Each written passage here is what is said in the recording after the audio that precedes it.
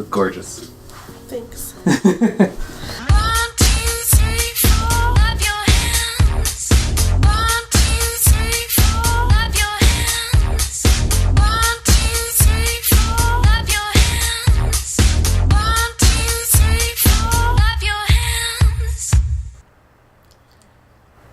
Yeah, we're ready. Okay. And we're back. And we're back. Hi. For the first time in... When did we last play this game? Oh, it's been a long time. At least, I think the last time we played was November, maybe? Yeah, that sounds right. Because we had enough stuff to put up. Do you remember any of the voices that we chose for these characters? No, that's just... I know I had to play Damien. And Damien was... our very fancy Victorian lad. Boy. Yeah. So go for it. Well, when it's, it's sandwich time. So when it's sandwich time, Damien takes a seat next to me and serves me a tiny sandwich. I like your cape. No, we're not supposed to talk about capes. Your home is really impressive. Seems like you put a lot of work into this place. Thank you. No one's ever complimented my home before. Hell, I can barely get matching salt and pepper shakers in my place. Look at what you've done. I'm kind of jealous. That's very generous of you to say. What's got you so interested in goth stuff? Oh. Well, when I was a young boy, my father... Did he take you into the city? Sorry? Did you see a marching band? I'm afraid I don't understand. You're serious? Of course. But it's, the song. When I was a young boy, my father took me into the city to see a marching band. Amanda made me listen to it. Seriously? I'd love to see a marching band. Nevertheless, I've actually had a love for art, history, and fashion. What started off as a small hobby of collecting taxidermy animals grew into sort of an obsession. That sounds exactly like you. Mine is the taxidermy animals. A small hobby of collecting items grew into an obsession. True. It's a privilege to be able to appreciate the lives and culture of those who come before us, I think. Why not go all the way? I like not dying. Huh? I like not dying when I catch a cold. Yeah. Because in Victorian era, yes. like any sickness will kill you. Takes a sip of tea. I can acknowledge that there were many very terrible things about the Victorian era, and try to live a life that strictly aligns with those ideals would be admittedly horrid. Yes. Hi, welcome back to the program. Where I can't speak. Yes. You can't spot read, that's all. No, not very good. No. But I think it takes a critical mind to truly appreciate something to the fullest. To be cognizant of its flaws and love it at all the same. Amen. Tell me, Frodo, do you have any hobbies? Just masturbating and... masturbating. Hi, jeez. Hi, welcome back to this show. These are the jokes we make. I know.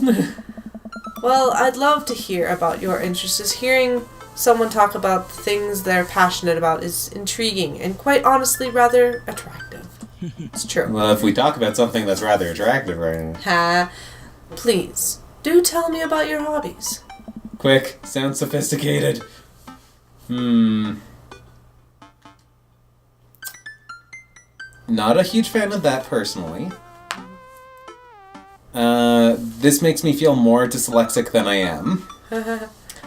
But personally, I did once learn how to juggle. Really? Not well. I can juggle once. Oh. Which is just throwing, just throw it once. Just catch it. Grab it. Oh, he doesn't like juggling.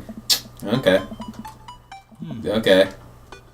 Interesting. Well, I started out with scars, but now I can juggle balls.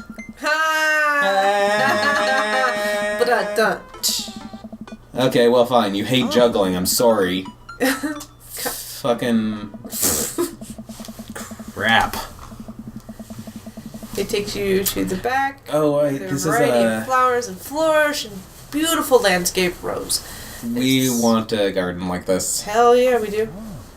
My garden. It's beautiful, isn't it? It's beautiful. Yes. Thank you. Victorians took flowers and floral arrangements very seriously. Mm-hmm. You see, it was considered uncouth to discuss personal and romantic relationships in public, so lovers and friends alike would use bouquets to send secret messages to each other. Each flower and plant is a symbolic of different feelings. Yeah. Even more interesting is that one flower could mean different things depending on the other plant it was paired with. One had to be extremely careful, as even the style in which the ribbon was tied around the bouquet affected the message. I can barely speak English. I like the code. You don't have to try. It's okay. You can skip that. Lilium bulbiferum, the orange lily. What do you think this one means? Thou art the tightest. 3 cheers for sweet revenge. That's another My Chemical Romance reference. Yeah. Thou art the tightest. He liked that. Okay, good. The orange lily is actually symbolic of pure hatred. Oh, maybe he would have liked the 3 cheers for sweet revenge, but he liked this one better. And that's firstly flower arrangement is challenging. What's your favorite type of flower? Snapdragons, because they're cute. And you do the thing where you squeeze them until they look like they're talking. What a lovely choice. I'd have to remember that when I put together a bouquet for you. He would put together a bouquet for me? No one's ever given me a bouquet before. Makes me feel like I won the Kentucky Derby. I followed Damien down the footpath to admire more of his beautiful button flowers. Suddenly a phone rings. Uh-oh. Oh, Frodo, would you excuse me? I must take this. It's the phone... Oh, okay. I was going to say he heard the phone in the parlor. But, okay. Okay, I was making the joke that was on the screen. Alright, good night, everybody! Go for it. Smiles and walks back to the house. Take a deep breath and enjoy the heavily perfumed air. Isn't that pretty? A lovely yard. So pretty. I wish I had put a little more effort into the garden Amanda and tried to start one time. Our watermelons grew to the size of cherry tomatoes and then immediately died. Aww. Oh, hey, a gargoyle. Oh no, I knocked over the gargoyle! Okay, this is the lean forward. Fix that garg. No, that's the head, babe. Okay. Oh, fucking... Yeah. Yep. Well, Oops. no. What are you doing? Is this... No, that's the wings. Down. No, it's not that. It's this. What the shit is happening? What? Can you flip it upside? No. Maybe it's the... It says that you can go up. Try scroll there. There okay. You go. Fucking... There. And now, that part. And then that part. Quick. I think I lost it this one. Our secret. Oof. Whoops. Oof. Well, that was good, because I didn't do very well at that one. I like that dad advice is always check the card readers at the ATMs, because I do that. Do you really? Yeah, because if you can jiggle the card reader, it might be a skimmer. Oh. So you have to check to make sure that it's not. Yeah, and that's for me to you watchers. Yeah, always check, because if it's not a tight, immovable seal, it could be a skimmer, and you want to save and protect your money. Exactly. That was a good one. Frodo, my sincere apologies. Do you have to keep have to keep you waiting. One more again? Frodo, my sincerest apologies to have to keep you waiting. There you go. There's an urgent matter that I must attend to, so I'm afraid I must take my leave. No problem. Blah, blah, blah, blah, blah. Take one more? Yeah. No problemo, my guy, my dude, my fella. Everything okay? Everything all right, rather. Damien worries the hem of his coat with his fingers and looks away. Everything is perfectly fine, but it's Lucien. It's always Lucien. What? Who'd he fuck with this time? I'll set him straight. He appears to have, his teacher needs me to come into the school and post-haste. Do you need help? Oh no, you don't have to. Let me go with you. Us dads gotta stick together to keep Lucien in line. Finally, a good excuse to punch a teenager. Exactly. You're right. This is one of Lucien's more elaborate stunts. I would greatly treasure having another parent by my side. Do I get to beat your kid? No? I get to beat my kid. Okay. Damien and I. You can just yell suggestive things for me to do. Yeah. Hit him again!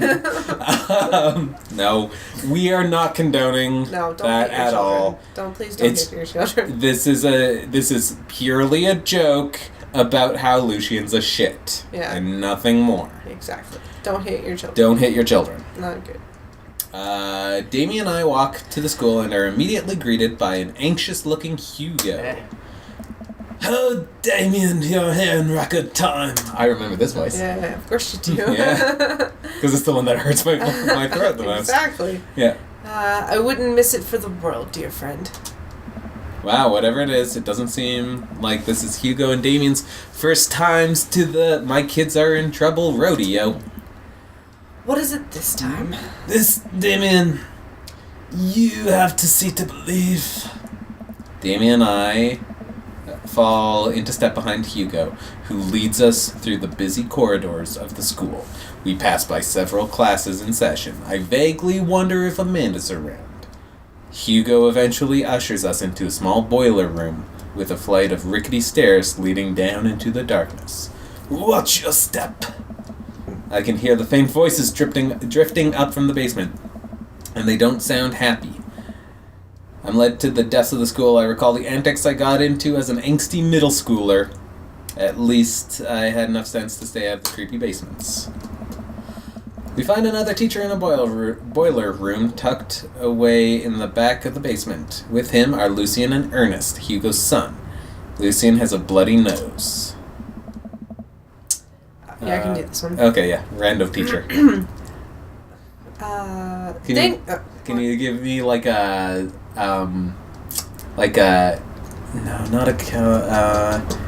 Carolinian accent?